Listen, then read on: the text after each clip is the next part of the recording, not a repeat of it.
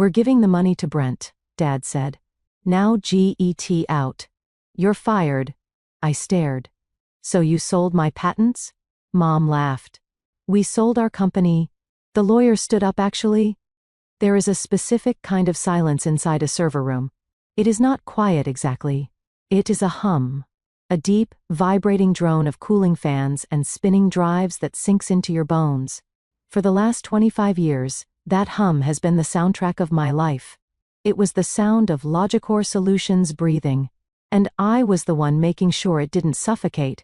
I was on my knees on the anti-static floor tiles, replacing a burnt-out optimization. It was 6 p.m. on a Tuesday. Most of the staff had gone home, except for the cleaning crew and, unfortunately, my brother Conrad. I heard him before I saw him. The heavy thud of his Italian loafers on the hallway linoleum, followed by the sound of him shouting into his phone. I don't care if the market is down, Todd. Just liquidate the position. I need the cash for the down payment. Conrad bursts into his phone. I need the cash for the down payment. Into the server room without swiping his badge. He never carried his badge. He just kicked the door until the magnetic lock gave up, or someone opened it for him. He was 40 years old, wearing a suit that cost more than my car, and he still had the frantic energy of a teenager who just crashed his dad's Porsche. Valerie, he shouted over the hum of the servers. Why is the Wi-Fi down in the executive wing?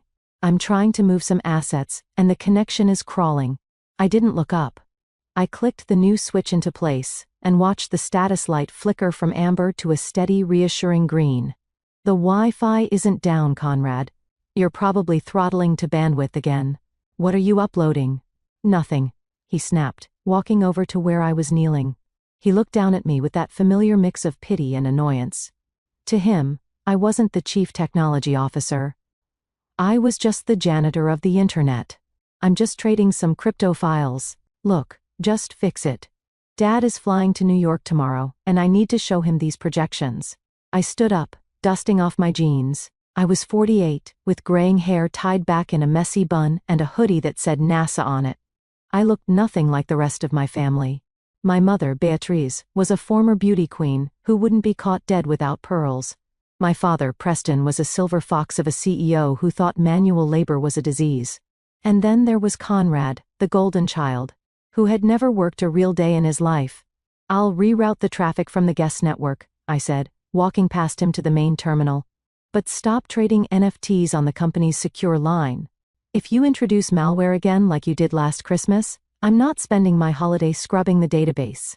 Conrad rolled his eyes. You're such a drama queen, Val. That wasn't malware. It was a beta test. It was a virus that encrypted our payroll system, Conrad, I said, my fingers flying across the keyboard. Done. Your internet is back. Go make your trades.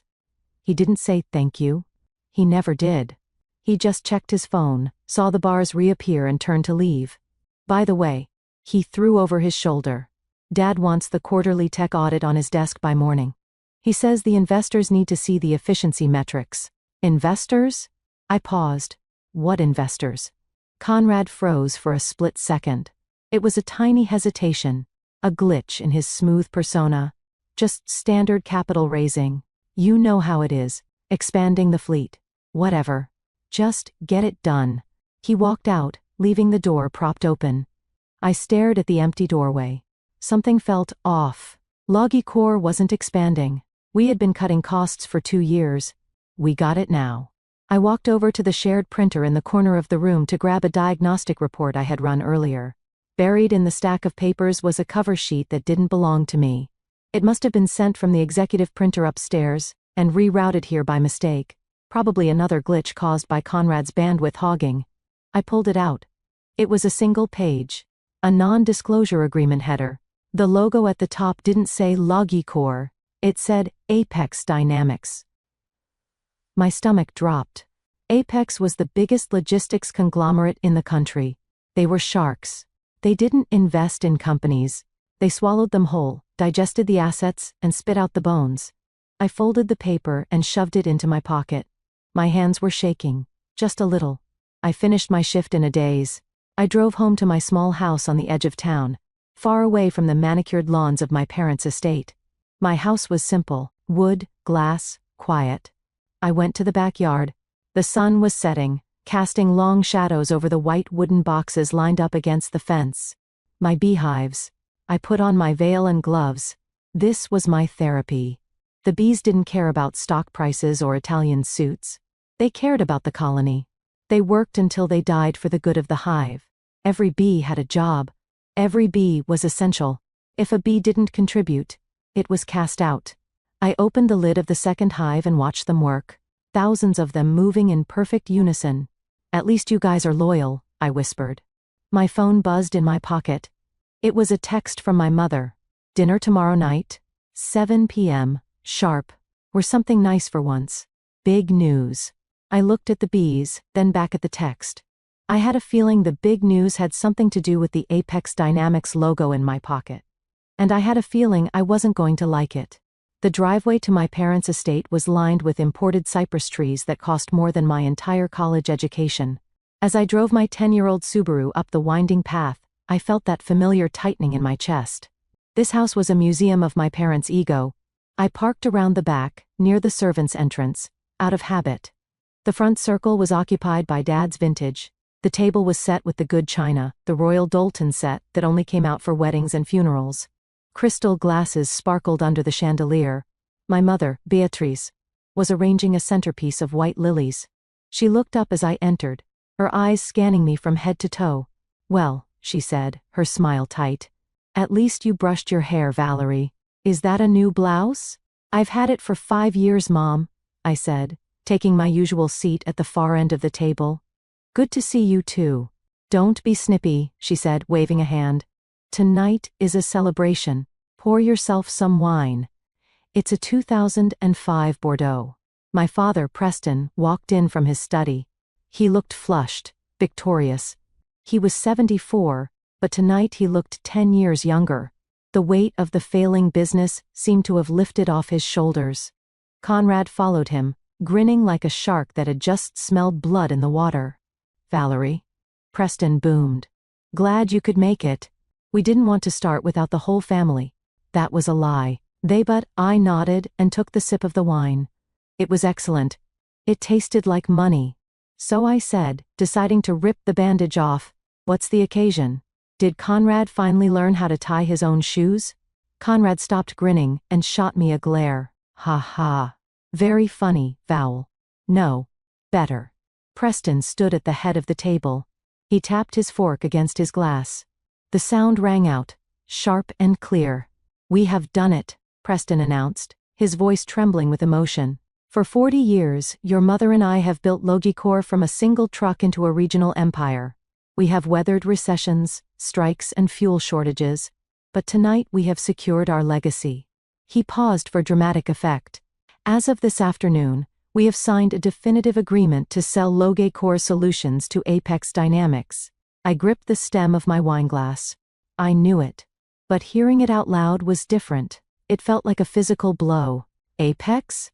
I asked, keeping my voice steady. "Dad, they're asset strippers. They'll fire half the staff. They'll dismantle the fleet. They are paying us $850 million, Preston said, articulating every syllable.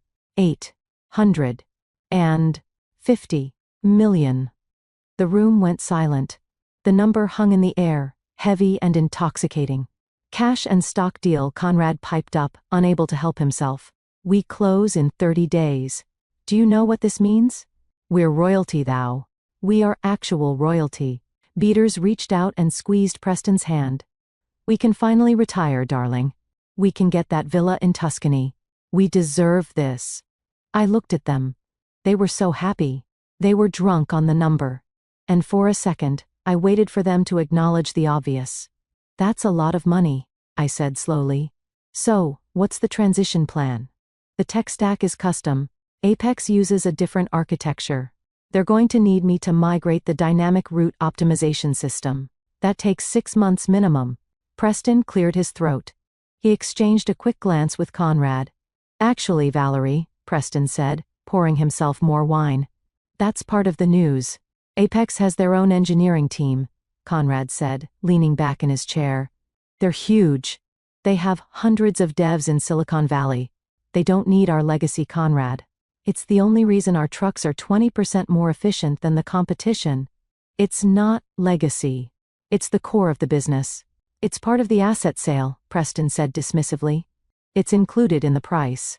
The point is, Valerie, you don't need to worry about the migration. You don't need to worry about anything. So, I put my glass down. What is my share? The silence that followed was different. It wasn't heavy. It was sharp.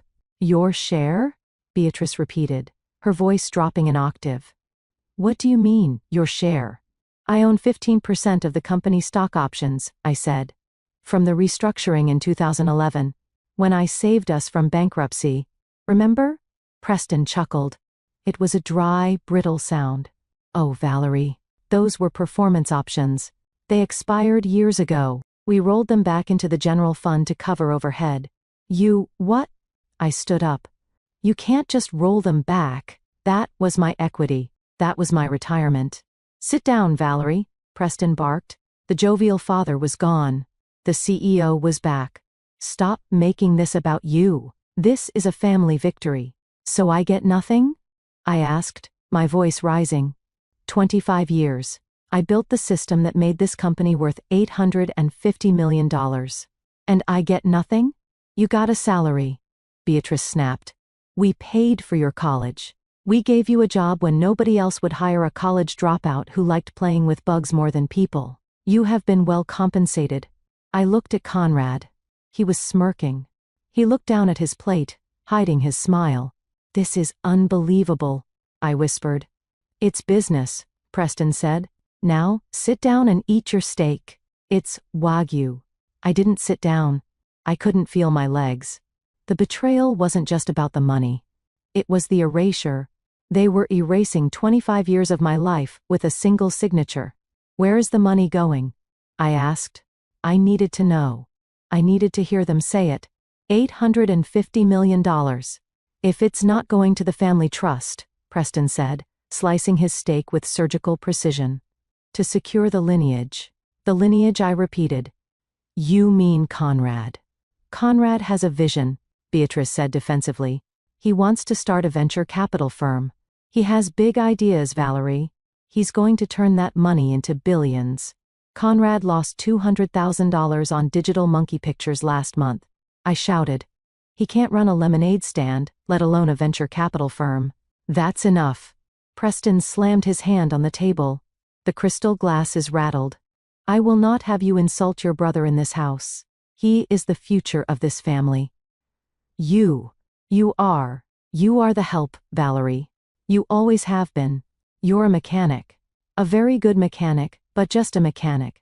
The words hit me harder than a physical slap. Just the help. I looked over at Mr. Henderson, the family lawyer, who was sitting quietly at the far end of the table. He had been with us for 30 years. He looked pale. He was staring at his napkin. Mr. Henderson, I said, turning to him. You drafted the paperwork. Is this true? Did they strip my equity? Mr. Henderson looked up. His eyes started to Preston, then to me. He cleared his throat nervously. Valerie, the corporate structure is complex. Technically, the board has the right to dilute shares if— Shut up, Henderson, Preston growled. She doesn't need a legal lecture. She needs to learn her place. Preston stood up and walked toward me. He was a tall man, imposing.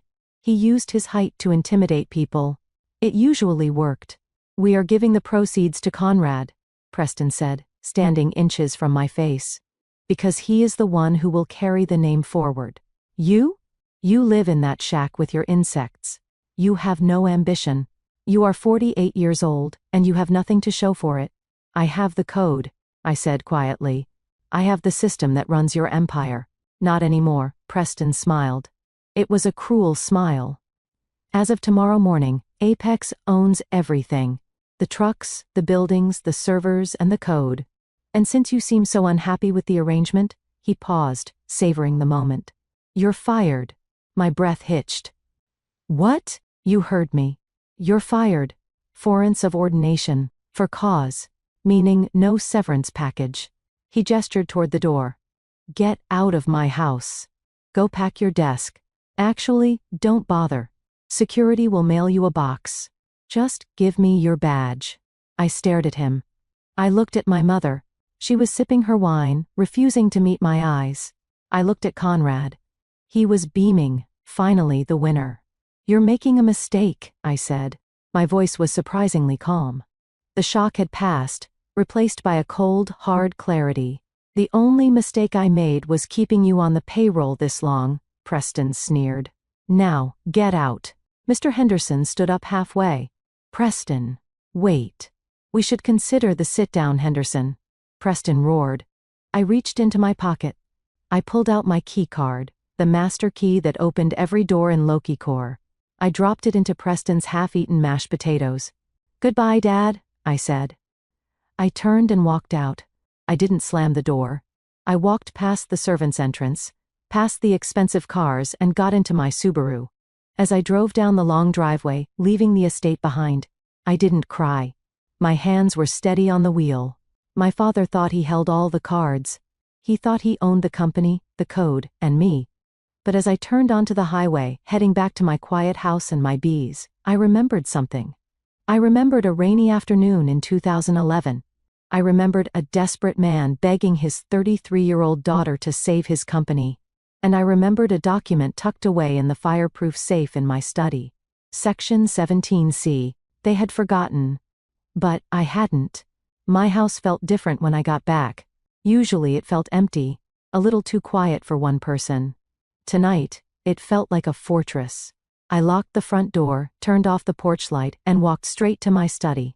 The study was my real sanctuary. One wall was covered in framed blueprints of early combustion engines. The other was lined with books on coding languages that haven't been used since the 90s. In the corner, behind a heavy oak desk, was a floor safe. I spun the dial. Left to 32, right to 14, left to 5. The heavy steel door clicked open.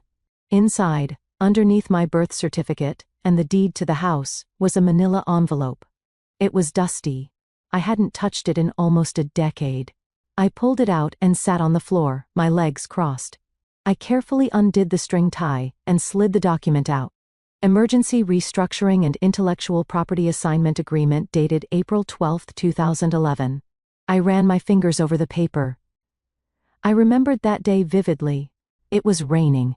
The old office roof was leaking into buckets in the hallway. Preston, my dad, was crying. He was actually crying in his office. The bank was threatening to foreclose on the fleet. We had missed payroll twice. The drivers were threatening to strike. I was 33. I had just sold my condo, my first real asset, and liquidated my savings. I had $200,000 in cash. It was everything I had. Dad begged me for it. He said it was a loan. But I knew loans to family never came back. So, I made him a deal. I would give him the cash to make payroll, and I would build him a new automated dispatch system that would cut fuel costs by 30%. But in exchange, I wanted protection. I flipped to page 12. Section 17 degrees Celsius, reversion rights. The clause was short, brutally simple. In the event that Loki Core Solutions does not exercise the option to purchase the exclusive rights to the Dynamic Route Optimization (DRO) patents and perpetuity for the sum of $10 million within 15 years of this signing, all rights, ownership, and royalty shall revert automatically to the author, Valerie. I looked at the signature at the bottom. Preston's signature was shaky, desperate. He had laughed when he signed it. $10 million, he had said, wiping his eyes. Valerie, if this company is ever worth enough to pay you $10 million for some computer code, I'll be the happiest man alive. Sure. Put it in. It's monopoly money. 15 years. I looked at the calendar on my phone. April 12, 2011. Plus 15 years. That meant the deadline was April 12, 2026. Today was April 24th. They had missed the deadline by 12 days. They were so busy popping champagne for the sale to Apex, so busy measuring the drapes for their Tuscan Dilla, that they forgot to check the expiration date on the foundation of their house. My heart started to pound. Not from fear, from adrenaline. I wasn't just an employee they fired. I wasn't just the help. I was the landlord. And their lease had just expired. I didn't call a lawyer. Not yet. I knew exactly what to do. I opened my laptop and logged into the United States Patent and Trademark Office portal. I had kept my creator account active all these years, updating the maintenance fees out of my own pocket just in case. I navigated to the Transfer of Ownership tab.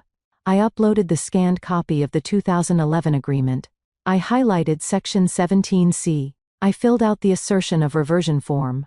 The website asked me to confirm, "Are you the original author?" I clicked yes. "Has the exclusivity period expired without purchase?" I clicked yes. I hit submit. A little spinning wheel appeared on the screen. It spun for 5 seconds. 5 estimated confirmation, 48 to 72 hours. I closed the laptop. I walked to the kitchen and made myself a cup of tea. My hands were perfectly steady now. Dad wanted to give everything to Conrad. He wanted to secure the lineage. Well, he was about to learn a hard lesson about genetics. Conrad might have his eyes, but I had his ruthlessness. And unlike them, I read the fine print. The next 3 days were strange. I was unemployed for the first time in 25 years. I woke up at 6, but instead of rushing to the server room to put out fires, I made coffee and sat on my back porch. I watched the bees. They were busy. The spring nectar flow was starting. They were bringing in pollen, bright yellow, deep orange. They were building. My phone was quiet. Logie Corps had cut my access to the company email servers at 8:01 a.m., the morning after the dinner. They had remote wiped my company phone, but I had expected that, so I was using my personal burner. I spent the time working on a project I had neglected, restoring a vintage Patek Philippe pocket watch from the 1920s. It was a complex mechanism.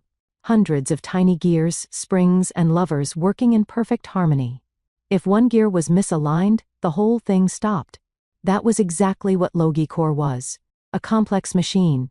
And they had just fired the only person who knew how to wind it. On the morning of the 3rd day, my personal email pinged. From uspto.gov subject. Notification of patent reversion, recordation complete. I opened it. Attached was a formal certificate.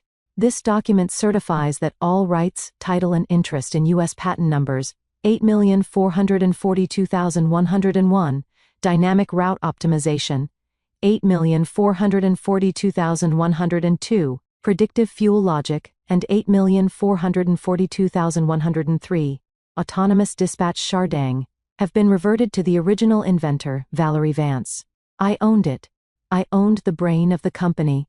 I printed 3 copies of the certificate. Then, I drafted a letter. I didn't use legal jargon. I kept it simple. To the Board of Directors of Logie Corps Solutions and the Acquisitions Department of Apex Dynamics, as of this date, I assert my exclusive ownership of the underlying technology currently powering the Logie Corps logistical fleet. The license granted in 2011 has expired. Any continued use of this technology constitutes willful infringement of intellectual property. You have 24 hours to see separations of all software utilizing my code, or secure a new licensing agreement. Regards, Valerie Vance. I put the letters in FedEx envelopes. I marked them priority overnight signature required. I drove to the shipping center. The girl behind the counter weighed the envelopes. "Important stuff?" she asked, popping gum. "You could say that." I smiled. "It's an eviction notice." She laughed, thinking I was joking. I wasn't. I drove home and waited. I knew how the timeline would work. The letters would arrive around 10 a.m. the next day. It would take about 30 minutes for the mailroom to sort them. Another 30 minutes for legal to read them. And then, around noon, the screaming would start. I went back to my watch. I placed the final gear into position, the escapement wheel. I wound the mainspring. Tick, tick, tick. The watch came alive. It was perfect. At 11:04 a.m. the next day, my phone buzzed. "Incoming call, Dad." I let it ring. "Incoming call, Dad?" I let it ring again. "Incoming call, Mom." I put the phone on Do Not Disturb, and set it face down on the table. The buzzing continued vibrating against the wood like an angry hornet. I poured another cup of tea. By 1 p.m., my phone had 47 missed calls. 20 from Preston. 12 from Beatrice. 10 from Conrad. And 5 from a number I didn't recognize, Probably the poor general counsel at Logicor, who was currently having a heart attack. I decided to listen to a few voicemails, just to gauge the temperature of the fire I had started. I played the first one from Preston. Valerie. What the hell is this? I just got a letter from the patent office. Is this some kind of sick joke? Call me back immediately. You are embarrassing this family. He sounded confused. Angry, but confused. He still thought he was in charge. I skipped to the third one from him, recorded 20 minutes later. Valerie. Pick up the phone. Apex just called us. Their legal team is freaking out. They're threatening to pause the deal. You need to sign a waiver saying this is a mistake. Right now? Do you hear me? I will sue you into the ground. Panic. Good. Then I played one from Conrad. Hey, Val. Look, Dad is losing it. Just, come on, stop playing games. We can give you something, okay? Maybe 50 grand? Just sign the paper. I have investors lined up for my fund. I can't look like an idiot. Call me. 50 grand. He was still trying to buy a diamond with a coupon. The last one was from Mom. Her voice was trembling, but it was that dangerous. I see tremble she used when I was a child and didn't clean my room. I don't know who you think you are. Doing this to your father. He has high blood pressure, Valerie. If he has a stroke, it's on your hands. You are being selfish and addictive. Fix this. I deleted the messages. I wasn't going to face them alone. I knew my family. They wouldn't play fair. They would bully, lie, and cheat. I needed a shark. I called Mr. Galliano. I had met Victor Galliano a few years ago at a tech conference. He was a corporate IP litigator who wore bespoke suits and smiled like a crocodile. He had given me his card and said, "If you ever decide to stop letting that company exploit you, call me." He picked up on the second ring. Valerie Vance? His voice was smooth, deep. I was wondering when I'd hear from you. I saw the USPTO filing this morning. It popped up on my tracker. Very aggressive. Hello, Victor, I said. I need representation. I assume Loki Core is melting down. They are. Apex is involved now too. Excellent. Galliano chuckled. I love a three-way dogfight. What is your goal here, Valerie? Do you want a settlement? A reinstatement? An apology? I looked out the window at my beehives. I thought about the dinner. I thought about Preston throwing my keycard into the mashed potatoes. I thought about being called the help. No settlement, I said. I want full market value. I want them to realize that they sold a house they didn't own. I want to squeeze them, Victor. Until the pipsqueak. Music to my ears, Galliano said. I'll draft a formal cease and desist. I'll demand an immediate injunction on their fleet.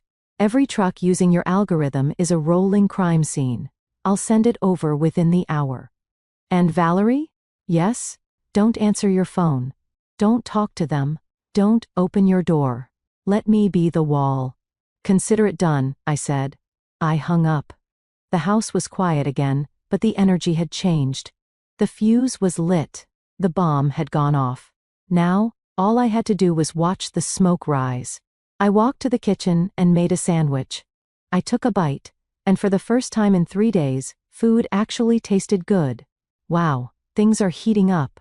Valerie just dropped the nuke on her family. What would you do if you were in her shoes? Would you take the 50 grand or burn it all down? The siege began at 8 a.m. the next morning. It didn't start with a lawsuit. It started with a banging on my front door that was loud enough to wake the dead. I was in my kitchen, feeding my sourdough starter. I checked the security monitor mounted on the wall. It was Conrad. He was wearing the same suit from yesterday, rumpled and stained. He looked like he hadn't slept. He pounded on the door again. Valerie, I know you're in there. Open this damn door. I didn't move. I took a sip of my coffee and pressed the intercom button. Go away, Conrad, I said. My voice echoed through the speaker on the porch. I have nothing to say to you. Conrad glared at the camera lens, his face distorted by the fisheye effect. You can't do this, Val. Do you have any idea what you've done? Apex has frozen the funds. The deal is stuck in escrow. They're asking questions we can't answer. That sounds like a you problem, I replied calmly. You should have checked the IP ownership before you tried to sell it. Dad is willing to be generous. Conrad shouted, changing tactics. He pulled a checkbook out of his pocket. He authorized me to write you a check right now. $200,000. Tax-free. Just sign the waiver, hand over the keys to the repo, and we forget this ever happened. I laughed. I couldn't help it. $200,000? Conrad, the valuation of the patents is roughly 40% of the total deal. That's $340 million. And you're offering me 5%. It's better than nothing, he screamed, kicking the bottom of the door.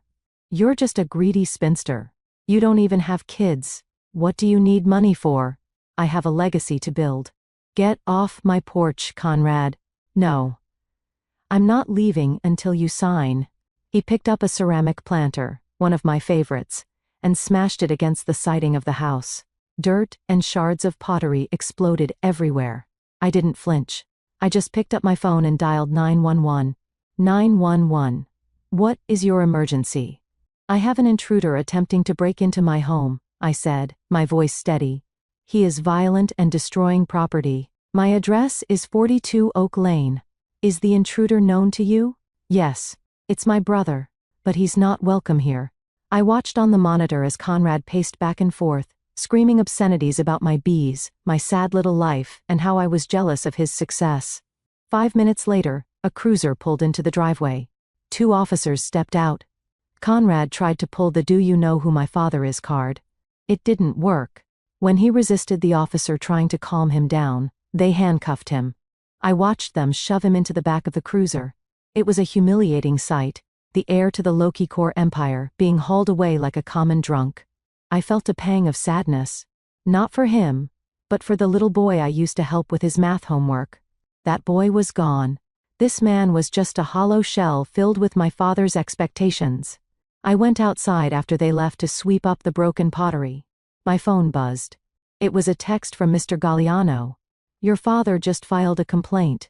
They are suing you for corporate sabotage and theft of trade secrets. Emergency hearing tomorrow. Wear a suit. It's showtime. The conference room at the downtown law firm was cold. It smelled of lemon polish and fear.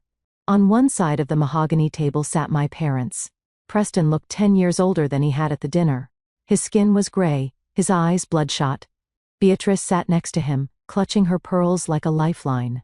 They had brought a team of 4 lawyers from a white shoe firm. On the other side sat me and Victor Galliano. Just us. Victor was relaxed, leaning back in his chair, tapping a silver pen against his legal pad. Let's cut to the chase. Preston's lead attorney, a man named Sterling, barked. Your client, Miss Vance, has a legally accessed low-key core servers post-termination. She has locked down the dynamic route optimization system, effectively holding the company hostage. This is cyber terrorism. Strong words, Victor smiled. Do you have proof of this access? Sterling slid a thick stack of papers across the table. Server logs. Showing Miss Vance's admin credentials accessing the core kernel at 8 p.m. on Tuesday. 12 hours after she was terminated. I looked at the logs. My heart skipped a beat. I hadn't accessed the system. Had I? Then I looked closely at the timestamps. These are UTC timestamps, I said, speaking for the first time. Sterling sneered. So, I continued, pointing at the page. Low-key core servers are based on Eastern Standard Time, 8 p.m. Universal Time Coordinated is 4 p.m. Eastern Standard Time. I was still employed at 4 p.m. on Tuesday. I was in the server room, fixing a switch Conrad broke. I slid the paper back. I didn't hack your system. I just stopped maintaining it. And without me, it breaks. You built a kill switch. Preston shouted, slamming his hand on the table. You rigged it to fail. Mr. Vance, Victor interjected, his voice silky smooth. Please control yourself. My client didn't build a kill switch. She built a highly complex proprietary engine that requires a specific key to run. That key is her intellectual property. When you fired her, you threw away the key. It's work for hire, Sterling argued. She was an employee. Not according to the 2011 agreement. Victor pulled out the document. Section 17C. The IP reverted. It is now legally her private property. And every single one of your 500 trucks currently on the road is using her property without a license. That is theft, Mr. Sterling. My client isn't the thief here. You are. Preston looked like he was going to have a stroke. We paid for her college. We gave her a job. Irrelevant, Victor said. The law doesn't care about your parenting expenses. It cares about contracts. And you signed this one. Beatrice spoke up, her voice trembling with venom. Valerie, please. Don't do this. Apex is going to walk away. You are destroying everything we built. You destroyed it. I looked her in the eye. When you decided I was just the help. When you decided to give my life's work to Conrad. We can offer a settlement, Sterling said quickly, sensing his client was losing ground. $5 million. One-time payment. Victor laughed. A loud, genuine laugh. $5 million? For the engine of an $850 million deal? Try again. Or don't. We are happy to let Apex do their own due diligence. You wouldn't dare, Preston hissed. You signed an NDA. The NDA covers trade secrets, I said. It doesn't cover me proving ownership of my own property to a potential buyer who was about to purchase stolen goods. I stood up. I'm meeting with the Apex technical audit team tomorrow. I suggest you tell them the truth before I do. We walked out. As the door closed, I heard Preston throw a glass against the wall. It shattered. The meeting with Apex Dynamics took place in a neutral location, a hotel conference suite near the airport. The Apex team was serious. 3 engineers, 2 lawyers, and their CTO, a woman named Dr. Eris Thorne. I had read her papers on algorithmic logistics. She was brilliant. She wasn't going to be fooled by bluster. Preston and Conrad were there too, sitting in the corner like scolded children. They weren't allowed to speak. Ms. Vance, Dr. Thorne said, shaking my hand. We've reviewed your patent filing. It looks legitimate. However, Logicor claims that their current system has evolved significantly beyond your original 2011 patents. They claim it is a derivative work that they own. That's their claim, I nodded. But I can prove that the foundation is identical. How? Dr. Thorne asked. I opened my laptop. I need access to the live code repository. Read only. Preston started to protest, but the Apex lawyer silenced him with a look. They granted me access. I projected the code onto the big screen. It was a wall of text, millions of lines of C++ and Python. When I wrote the core kernel, I explained, I used a specific variable naming convention to track the logic threads. I'm an amateur apiarist. A beekeeper. I typed a search command into the terminal. Grab our APIs _Malefra. The screen lit up. Hundreds of results scrolled by. Apis mellifera, I said. The European honeybee. That's the main routing thread. I typed another. Grab our bombus. The bumblebee. That's the load balancing algorithm. I turned to Dr. Thorne. If this system had been rewritten or evolved, these core variable names would have been refactored. No modern dev uses Latin B names for fuel injection logic. These are the load-bearing walls of the house. You can paint the walls, you can change the windows, but if you take out these beams, the house falls down. Dr. Thorne stared at the screen. She scrolled through the code herself. She saw the dates. She saw the structure. She turned to Preston. Mr. Vance, you told us this was a proprietary system built by a team of 20 developers over the last 5 years. Preston stammered. We updated the interface. The dashboard is completely new. The dashboard is a skin, Dr. Thorne said coldly. The engine is hers.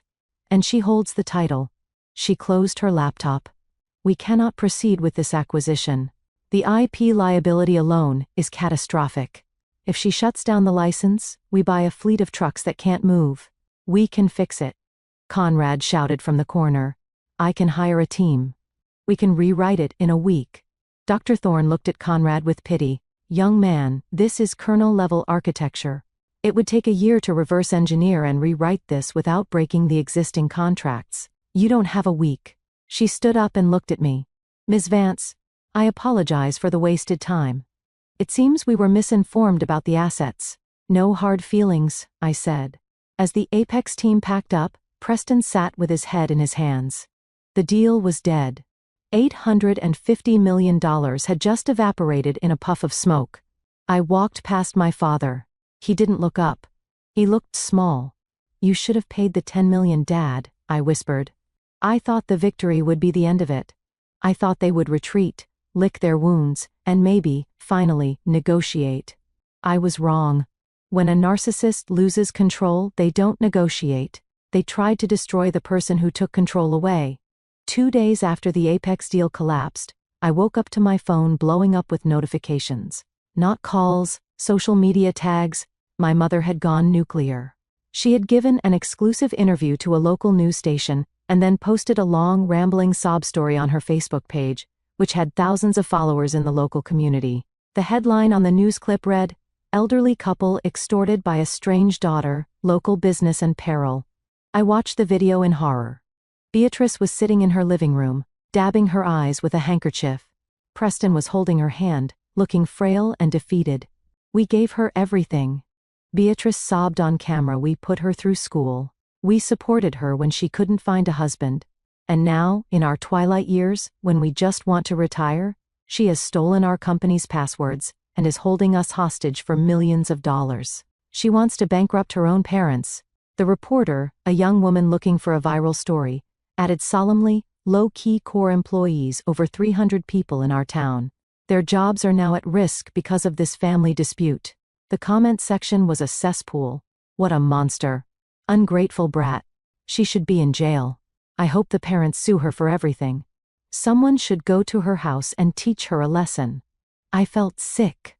My hands shook as I scrolled. They were weaponizing the community against me. They were painting me as a hacker, a thief, a villain. My doorbell rang. I jumped. I looked at the monitor. It wasn't the police. It was a reporter. And behind him, a news van. I closed the blinds. I felt trapped in my own home. My phone rang. It was Victor. "Don't look at the internet," he said immediately. "Too late," I said, my voice cracking. "Victor, they're lying. They're saying I stole passwords. They're saying I'm extorting them." "I know," Victor said. His voice was hard, dangerous. "And they just made the biggest mistake of their lives." "How?" "Everyone hates me. Valerie, listen to me. They just went on public record accusing you of a crime, extortion and theft that we have already proven in a legal deposition you did not commit. That is defamation per se. It is malice. I don't care about the law right now, Victor. There are people outside my house. Let them stand there," Victor said. "Because when we file this defamation suit, we aren't just going after the company assets. We are going after their personal assets. The house, the cars, the trust fund, everything." "I just wanted to stop," I whispered. "It will stop," Victor promised. "But we have to hit back. Harder. I need you to authorize me to release the 2011 agreement and the audio recording of the board meeting where Preston called you the help. We need to control the narrative." I hesitated. Releasing the audio meant exposing the private rot of my family to the world. It meant there was no going back. No reconciliation. Ever. I looked at the window where the reporters were camped out. I thought about my bees. I thought about how hard I worked to build a quiet, decent life. And I thought about my mother's fake tears on that screen. "Do it," I said. "Burn it down." "Good girl," Victor said. "Watch the news at 6. I hung up. I went to the safe and took out the digital drive containing the backups of every board meeting for the last 10 years. I had kept them for compliance. Now they were ammunition. They wanted a media war. Fine. I had the truth. And the truth was about to hurt a lot more than a lie. The thing about desperate people is that they stop thinking rationally. They start thinking in miracles.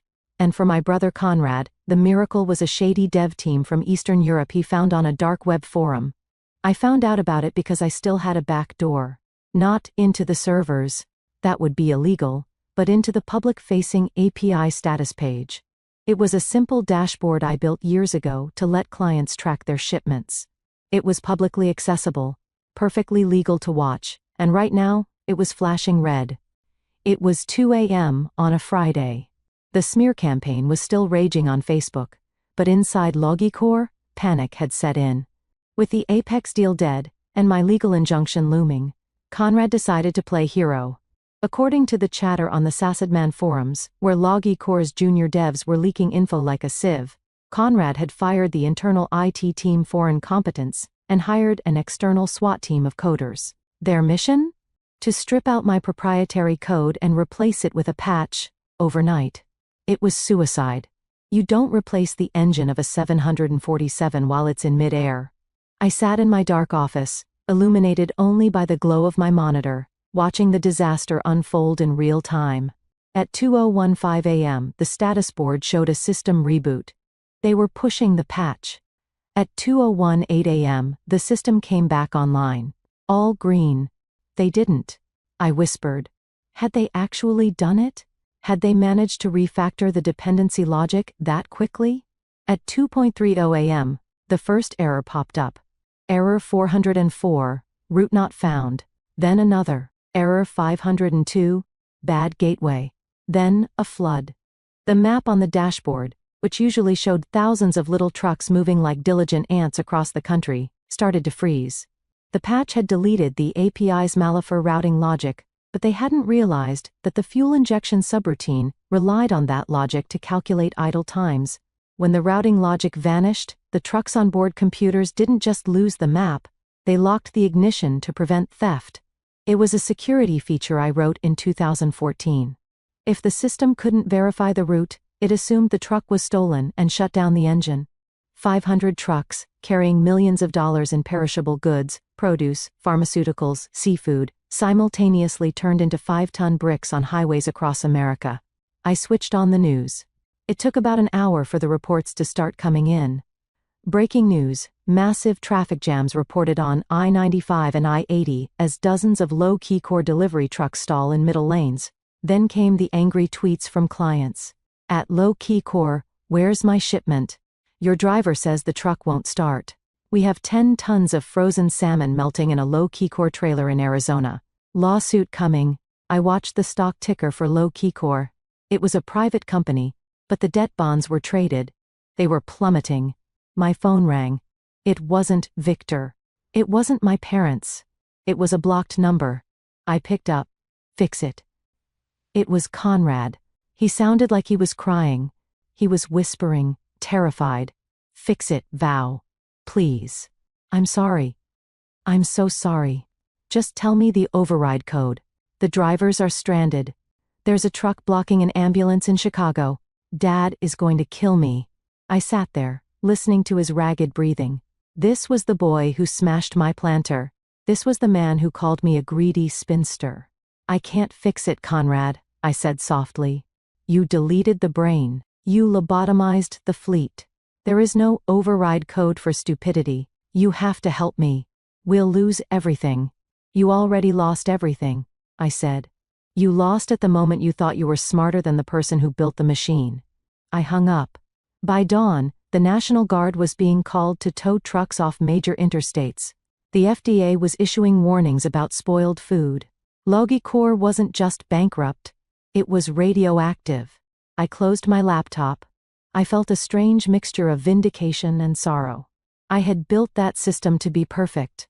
Watching it die was like watching a beautiful building collapse. But then I remembered the smear campaign. I remembered the lies. And I realized that sometimes you have to let the building fall to clear the rot from the foundation. The final meeting didn't happen in a boardroom. It happened in the liquidation office of a bankruptcy court 3 weeks later. The room was gray. Gray carpet, gray walls, gray faces. My parents sat on one side of the metal table. They looked like ghosts. Preston had lost 20 pounds. His suit hung off him loosely. Beatrice wasn't wearing pearls. She was wearing a tracksuit and looking at the floor.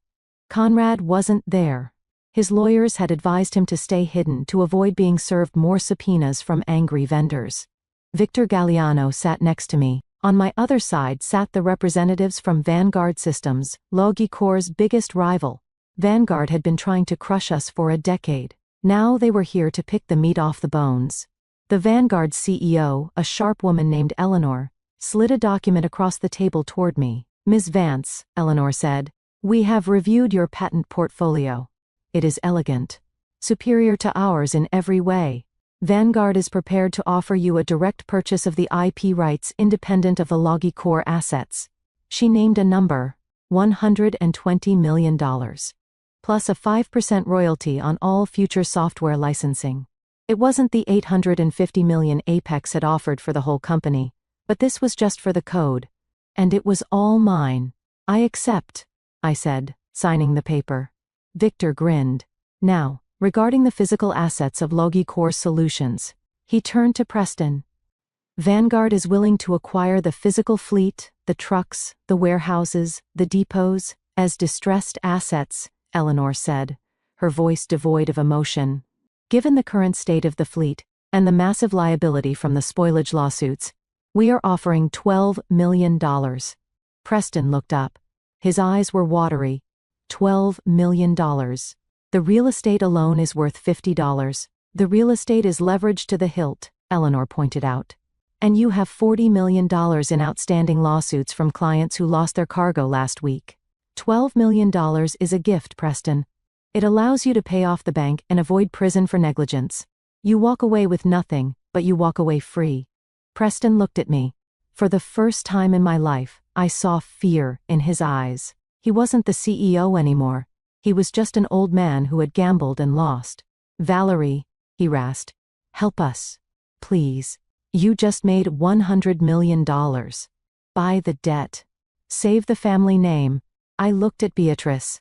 She was finally looking at me, her eyes pleading. The same woman who went on TV and called me a monster. The family name? I asked. You mean the name you tried to give to Conrad? The name you kicked me out of? I stood up. I smoothed out my blazer.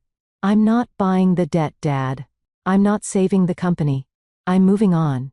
Vanguard offered me the position of head of innovation. I have a team to lead. I have work to do. I turned to Eleanor. The deal looks good. Let's close. Preston put his head on the table and sobbed. It was a guttural, ugly sound. Beatrice put a hand on his back, but she was watching me. And in her eyes I didn't see love. I saw calculation. She was already wondering how to ask me for a loan later. One more thing, I said, pausing at the door. The clock in the lobby of the old headquarters. The grandfather clock. It was my grandfather's. Take it. Preston whispered into the table. Take it all. I will, I said. I walked out of the courthouse into the bright afternoon sun. The air smelled fresh. Victor walked beside me, whistling a happy tune. You realize, Victor said that you just pulled off the most successful hostile takeover in family business history? It wasn't hostile, Victor. I smiled, putting on my sunglasses. It was just business. They forgot to renew the description. My phone buzzed. A notification from my bank. The wire transfer from Vanguard had cleared. $120 million. I looked at the number. It was just digits. It didn't fix the childhood neglect. It didn't fix the betrayal. But as I walked toward my car, I realized it did fix one thing. It fixed the future. I got in my car and drove, not home. I drove to the nearest nursery. I needed more hives. The spring flow was heavy this year and my colony was about to expand. The disassembly of a dynasty is a messy thing. It doesn't happen all at once like in the movies. It happens in slow, painful increments. It happens in cardboard boxes and auction listings. 2 months after the liquidation hearing, I drove past the estate. I didn't need to go that way. I told myself I was taking the scenic route to the apiary supply store, but deep down, I wanted to see. The iron gates usually shut tight to keep the commoners out were wide open. A real estate sign swung in the breeze for closure auction Saturday. The lawn, once manicured to within an inch of its life, was starting to look shaggy. Weeds were poking through the cracks in the driveway where Preston's Jaguar used to park. The Jaguar was gone, seized by the bank to pay off the outstanding loans on the warehouse expansion he had authorized 3 years ago, a project that never made a dime. I slowed down but didn't stop. I saw a moving truck in the driveway. Not a high-end service, but a U-Haul. She was wearing jeans, which I had never seen her wear in my life. She looked like just another old woman moving out of a house she couldn't afford. I heard later from a friend in town that Conrad had filed for Chapter 7 bankruptcy. His crypto wallets were empty, drained by bad trades and the legal fees from the vendor lawsuits. He was apparently living in a studio apartment above a garage, working at a car dealership. The irony was rich. He was finally selling cars, just not the ones he thought he'd be driving. As for my parents, they moved into a 2-bedroom condo on the other side of the highway. It was a decent place, perfectly adequate for a retired couple. But for Preston and Beatrice Vance, it was a prison cell. No country club, no wine cellar, no status. I hadn't spoken to them since the courthouse. I had blocked their numbers again. Victor told me they had tried to reach out through him, asking for family reconciliation mediation, which as lawyers speak for, please give us an allowance. Victor had politely declined on my behalf. But living in the same town meant our past would eventually cross. It happened at the grocery store on a Tuesday evening. I was in the produce aisle, picking out apples. Valerie? I froze. I knew that voice, but it lacked the imperious snap it used to have. It sounded frail. I turned around. Beatrice was standing there, holding a basket with a loaf of generic bread and a carton of milk. She looked tired. Her hair wasn't dyed anymore, the gray roots were showing. "Hello, Mother," I said, keeping my hands on my cart. She looked at me, her eyes filling with tears. We saw the article in the Business Journal about your promotion at Vanguard. You looked good in the photo. Thank you. It's a good job. Your father misses you," she said, her voice dropping to a whisper. "He sits in his chair all day. He just stares at the wall. He says he wishes he had listened to you about the fuel logic back in 2015. I didn't say anything. It was a nice sentiment, 5 years too late. We're struggling thou," she continued, stepping closer. "The condo fees are high. And with the medical bills, if you could just maybe help us with the down payment on a smaller place? Or just coffee? Can we just have coffee?" People were starting to look. A mother with a toddler glanced at us. I looked at this woman who had stood by while my father called me the help. The woman who had gone on television and told the world I was a monster to protect her social standing. I felt a flicker of pity, but I stomped it out. Pity was the crack in the door that let the wolves back in. "I can't do that, Mother," I said. "Why?" she cried, a little louder now. "We're your family. Everyone makes mistakes. Family doesn't fire family at the dinner table," I said calmly. "Family doesn't try to steal their life's work. You didn't want a daughter, Beatrice. You wanted an employee. And I quit." I turned my cart around. "Valerie, don't you walk away from me," she shouted, the old venom leaking back into her voice. I kept walking. I didn't look back. I paid for my apples, walked to my car, and drove home. I didn't cry. I just felt lighter. 6 months later, my office at Bombard Systems was on the 42nd floor. It was all glass and steel overlooking the city skyline. It was clean, efficient. On the wall behind my desk hung the antique grandfather clock I had rescued from the Loki Corps lobby. I had spent weeks restoring it. I stripped the varnish, polished the brass pendulum, and oiled the gears. Now it ticked with a steady, rhythmic heartbeat that filled the room. My title was Senior Vice President of Innovation Strategy. It was a mouthful, but the work was real. I led a team of 50 engineers, young, bright kids who actually read documentation and asked questions. I didn't have to fight to be heard here. When I spoke in meetings, the room went quiet, not out of fear, but out of respect. They knew who I was. I was the woman who wrote the ghost code. I was the woman who took down a giant with a single piece of paper. My assistant knocked on the door.